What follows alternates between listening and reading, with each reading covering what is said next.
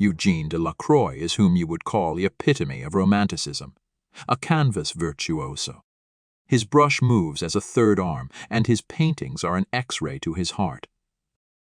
Delacroix became a master of putting thought to canvas through rigorous practice and technical study. His philosophy on technique is akin to that of Niccolò Paganini. Delacroix gave the advice to one of his chief assistants that one needed to depict without difficulty what one saw in the mind's eye, and a quickness of hand was essential.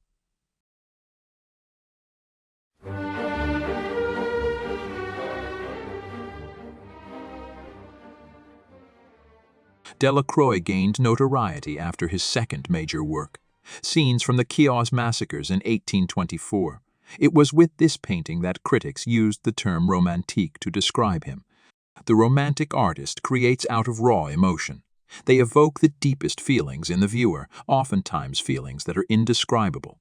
Delacroix is a master of nature and illustrates the beauty of life itself. This is the way of the romantic and the pinnacle of art. While others may poke and prod at viewers for them to question nature, the romantic aims to immerse the viewer. This is what a true museum should display to viewers, a spectacle that will draw people in with its beauty and then take them on a journey through the human experience.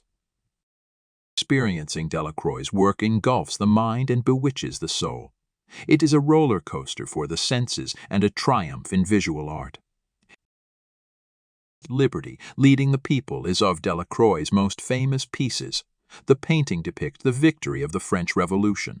We see many figures in the fore, mid, and background, the most prominent of which is the woman holding the French flag. The woman is standing atop rubble and bodies of those lost to war. Her breasts are hanging out of her robes, and she is holding the flag and musket proudly. Her revealed breasts are symbolic of the freedom that the French won in their battle, and the musket and flag are symbols of strength in their victory. We also see a child with 2 pistols in his hands, showing the lengths that the conflict brought them to have a child waving weapons of war. Delacroix uses nuances from past art as well, in the way that he paints the woman's profile with a fair gaze. We also see a man at her feet looking up to her face. The way that he illustrates the two is very reminiscent of ancient Egyptian and Greek art. This is likely to further symbolize the strength and pride of the scene. Delacroix does not include much detail in the far background. The piece is almost entirely made up of bodies and some rubble. The viewer is not meant to be viewing a landscape or a highly detailed, realistic piece.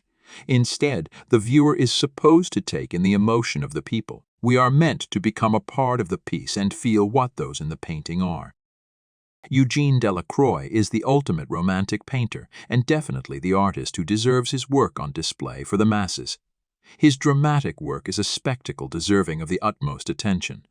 Delacroix was also a prolific painter, having created over 9,000 pieces, so it certainly won't be an issue filling your space.